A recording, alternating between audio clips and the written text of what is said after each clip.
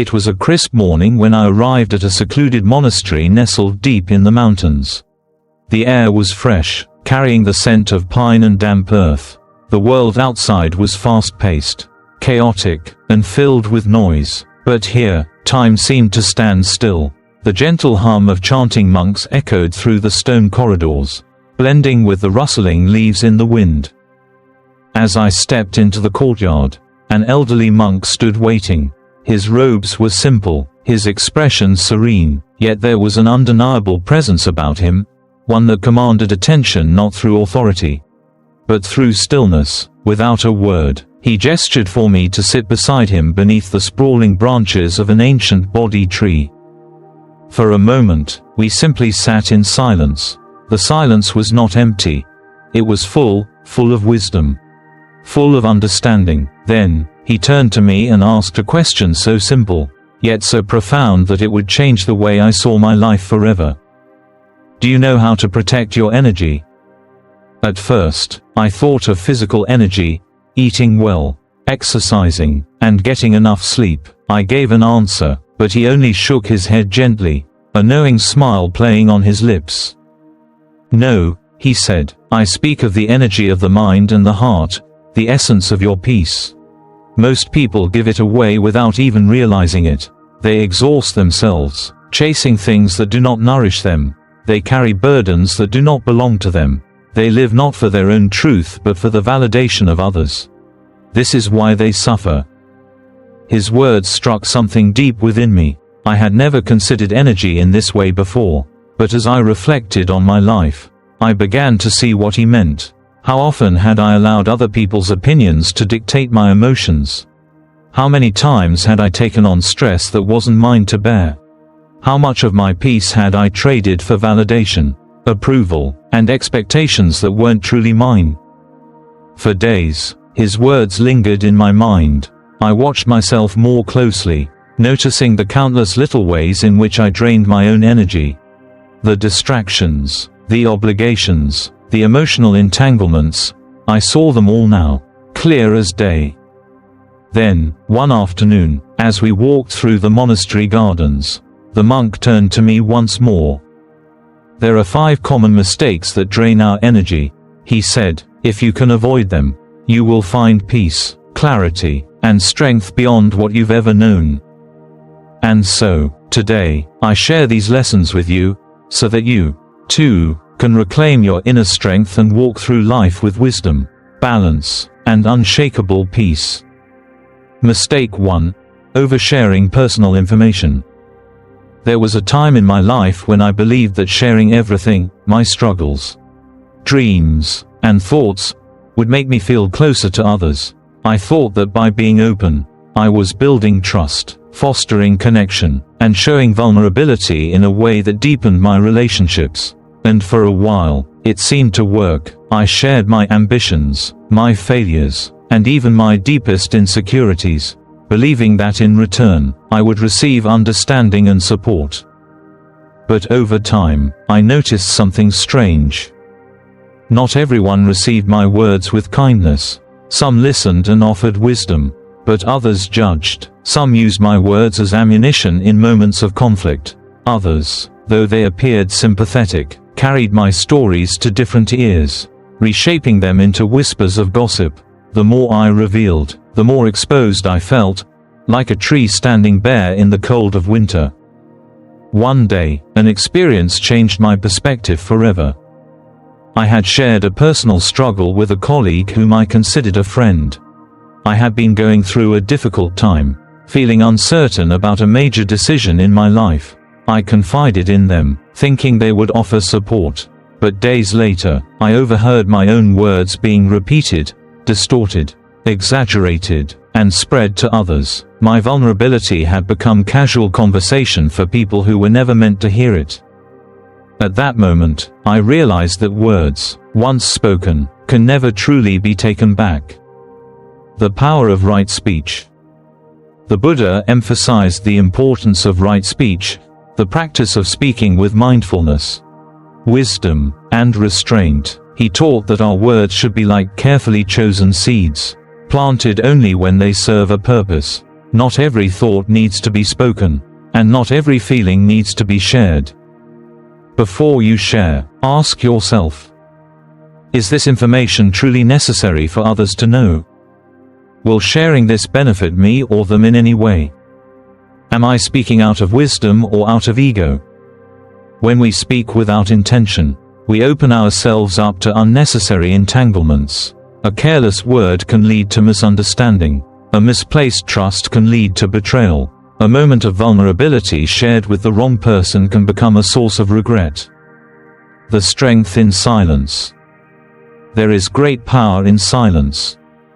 A person who listens more and speaks less holds greater strength. The wisest monks I have met do not rush to fill the space with words. Instead, they observe, they listen, they speak only when their words carry weight. I once asked an elderly monk why he rarely spoke about his personal life. He smiled and said, "A river does not announce its depth. The deeper it is, the quieter it flows." This wisdom has stayed with me ever since. Choosing what to share, and with whom. Protecting your energy does not mean shutting yourself off from the world. It means being mindful of where and with whom you place your trust. Speak only to those who have earned the right to hear your thoughts. Share only with those who have shown they can hold your words with care. The next time you feel the urge to share, pause, ask yourself, am I speaking from a place of truth, or am I seeking validation? Instead of sharing every detail of your journey, let your actions speak louder than words. Move in silence, build in silence, grow in silence, and when you do speak, let your words be measured, intentional, and filled with purpose. Because true power is not in how much you say, but in how wisely you choose to say it. Mistake 2. Absorbing other people's negative energy. Have you ever walked into a room and immediately felt the weight of someone's bad mood? The tension in the air, the unspoken frustration, it clings to you like a shadow. Or perhaps you've had a friend who vents for hours, pouring out their anger and sorrow while you listen, nod, and absorb every word. By the time the conversation ends, they feel lighter, but you feel completely drained. I know this feeling all too well. For years, I believed that true compassion meant carrying the burdens of those around me. If a friend was angry, I took on their anger. If a family member was stressed, I absorbed their stress. If someone close to me suffered, I suffered alongside them. I told myself that this was empathy, that this was what it meant to be a good person. But over time, I realized a painful truth. This was not compassion. It was self-destruction. One evening, I visited a close friend who was going through a difficult time. She was overwhelmed with work, family struggles, and personal disappointments. As she spoke, I felt my own chest tighten. I wanted to help, to fix, to take away her suffering. I stayed with her for hours, listening, offering advice, trying to carry the weight she bore. By the time I left, she seemed relieved, but I was exhausted. My mind was heavy, my body felt drained, and I realized I had taken on her pain as if it were my own. That night, I lay awake, restless, with thoughts of her problems consuming my mind. The next morning, I went to see an elderly monk at a nearby temple. I explained my frustration, my helplessness, my exhaustion. He listened patiently, then picked up a small cup of water. "If I pour this water into your hands," he said, "can you hold it forever?" I shook my head. "No, eventually, it will slip through my fingers or grow too heavy to carry." He nodded. "Exactly, this is what happens when you take on the suffering of others. It is not yours to hold." Compassion does not mean drowning in another's sorrow. True compassion is standing beside them, offering a hand, but not sinking into the water with them. The wisdom of detachment. The Buddha taught detachment, not as a way to become indifferent, but as a way to help others without losing ourselves. Just as a lotus flower rises above muddy waters without being stained, we, too, must learn to be present for others without letting their negativity consume us. Detachment does not mean you stop caring. It means you stop suffering for things that are not yours to bear. When you find yourself absorbing the emotions of those around you, pause and ask yourself, is this my burden to carry? Or am I simply witnessing another's suffering? Can I offer kindness without taking on their pain? How can I remain grounded while still being compassionate? The answer lies in balance. How to protect your energy while still being compassionate. One of the most powerful practices I have learned is visualization. Whenever I find myself in a situation where negativity surrounds me, I imagine a golden light encasing me, like a protective shield. This light allows love and kindness to flow through, but it blocks harmful energy from entering. I picture the worries, the stress, the anger of others bouncing off this light, unable to pierce through and affect my inner peace. At first, it felt strange, but the more I practiced, the more I noticed a change. I could listen to others without absorbing their pain. I could offer comfort without feeling drained. I could remain present without losing myself. Another practice that has helped me is grounding. When faced with negativity, I focus on my breath, feeling my feet firmly planted on the earth. With every inhale, I draw in peace. With every exhale, I release anything that is not mine to carry. Compassion with boundaries. The monk who taught me about detachment once said something that changed my perspective forever. You can walk beside someone through the storm, but you do not need to stand in the rain with them. True compassion is not about suffering for others, it is about guiding them toward their own strength. It is about offering kindness without sacrificing your peace. The next time you find yourself absorbing someone else's negativity, remind yourself, I can care without carrying. I can love without losing myself. I can be present without becoming overwhelmed. Try it. It may change the way you experience the world. Mistake 3. Holding on to past hurts. There was a time in my life when I carried the weight of betrayal like a stone strapped to my back. I replayed the moment over and over again, the words that were spoken, the trust that was broken, the pain that followed. I told myself that I was justified in my anger, that holding on to this resentment would somehow keep me safe from being hurt again. But in truth, the only person suffering was me. The person who had wronged me had moved on. Yet, I remained trapped in the past, reliving the wound each time I thought of them. My mind became a prison, and I was both the prisoner and the guard, refusing to unlock the door. Then, one day, I came across these words from the Buddha. Holding on to anger is like grasping a hot coal with the intent of throwing it at someone else. You are the one who gets burned. I closed my eyes and reflected on those words. Was my anger hurting the person who had betrayed me? No, it was only burning me. Each time I fed my resentment, I was fueling my own suffering. The illusion of control. We often hold on to past hurts because we believe they give us control. We think that by remembering the pain, we can prevent it from happening again. But the truth is, clinging to the past only keeps us shackled to it. Everything is impermanent: joy, sorrow, success, and suffering. Clinging to pain is like trying to hold onto water in your hands. The tighter you grip, the faster it slips away. Yet, we resist letting go. We convince ourselves that forgiveness means weakness or that releasing our pain means justifying the actions of those who hurt us. But forgiveness is not about them. It is about us. A monk's lesson on letting go. During my travels, I met a monk who shared a story with me, one that changed my understanding of pain. Two monks were traveling together when they came across a woman struggling to cross a river. The older monk lifted her onto his back, carried her across, and set her down safely on the other side. The younger monk, however, remained silent, visibly troubled. Hours later, unable to contain himself, he asked, "Why did you carry that woman? We are monks. We should not touch women." The older monk smiled and replied, "I set her down hours ago. Why are you still carrying her?" I realized that I had been doing the same. I had long since left the moment of betrayal behind. yet in my mind, I was still carrying it.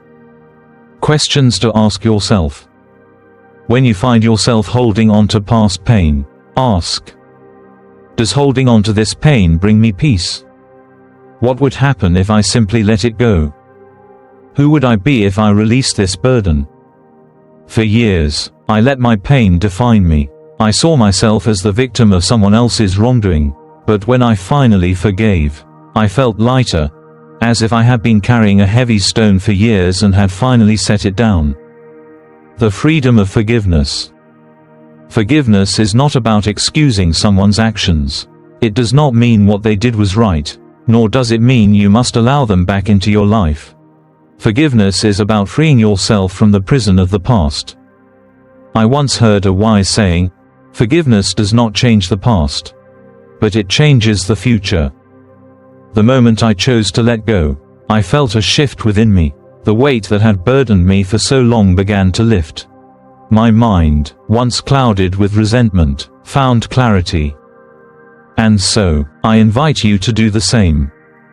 Close your eyes, take a deep breath, imagine yourself setting down the burden you have carried for so long.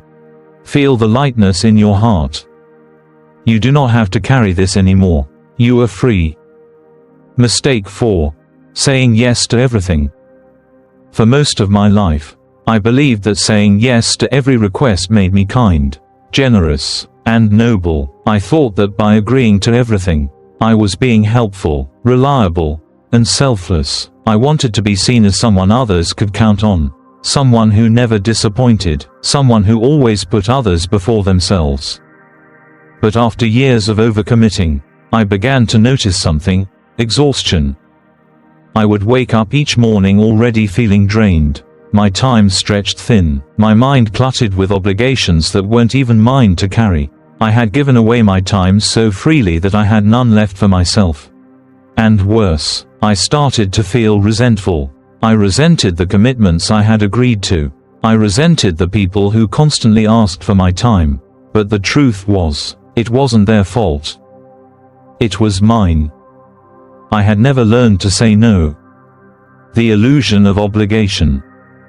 We often believe that saying yes makes us good people, that by sacrificing our own needs, we are being selfless. But the Buddha warned against excessive attachment to obligation. He taught the middle path, a life of balance, neither indulgent nor self-sacrificing. Saying yes to everything does not make you noble. It makes you exhausted. And when you are exhausted, what do you have left to give? True generosity does not come from a place of depletion. It comes from a place of abundance. When your own cup is full, you can give freely, but if you keep pouring from an empty cup, eventually, you will have nothing left to offer. The day I finally said no. I remember a time when a friend asked for my help with a project. My schedule was already packed, my energy running low, but still, I hesitated. I didn't want to disappoint them. I didn't want them to think I didn't care. And so, out of habit, I opened my mouth to say yes, but then, I stopped. For the first time, I paused and asked myself, am I saying yes out of fear of disappointing others? Will this decision nourish me or deplete me? What would happen if I honored my own needs instead? I realized that agreeing would only add more stress to my already full plate. So, with a deep breath, I gently said, I'm really sorry, but I can't commit to this right now. And to my surprise, my friend didn't get angry. They didn't reject me, they simply understood. That moment changed everything. Saying no with kindness. Saying no does not mean being unkind. It does not mean you stop caring about others. It means you care about yourself too. There is a way to say no with grace and respect. Be honest. I really appreciate you thinking of me, but I can't take this on right now. Offer an alternative. I won't be able to help, but maybe you could ask someone else. Keep it simple. I'd love to, but I just don't have the time. At first, saying no will feel uncomfortable. You will feel guilty, but remember this: every time you say yes to something you don't really want to do, You are saying no to something else. And sometimes, that something else is your peace, your rest, your well-being. The power of protecting your energy. The ability to say no is an act of self-respect. It is a declaration that your time, your energy, and your peace matter. Protect your energy, and you will have far more to give to the things that truly matter. So the next time someone asks for your time, pause, breathe, and ask yourself, am I saying yes because I want to? Or because I'm afraid to say no? Choose wisely, your peace depends on it. Mistake 5. Seeking external validation.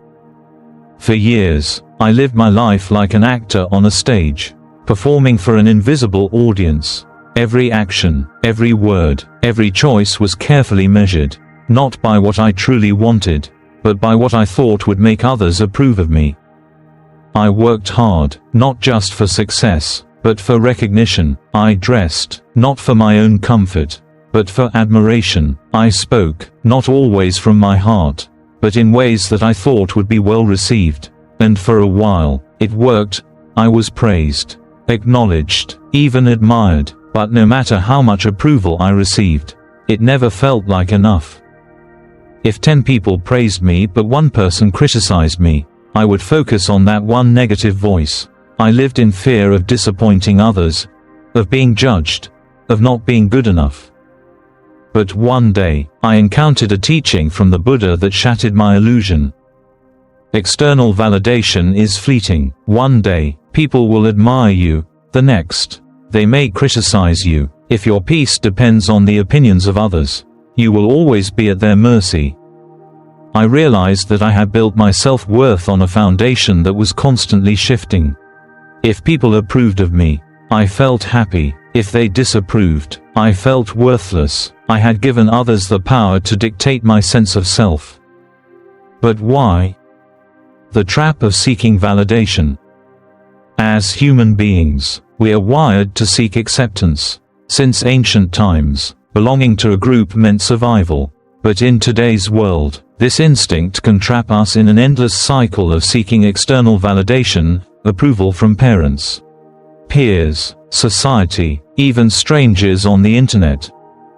The problem is, external validation is never stable. People's opinions change like the wind. One moment, they lift you up, the next, they tear you down. If you base your happiness on this, you will always live in uncertainty, constantly chasing approval that will never truly satisfy you. So I ask myself, checkmark, am I living for my own truth or for the approval of others? Checkmark, do I need external praise to feel worthy? Checkmark, how can I cultivate self-acceptance from within? A monk's lesson on true worth. I once asked a wise monk, how can I stop caring about what others think of me? He smiled and handed me a small cup.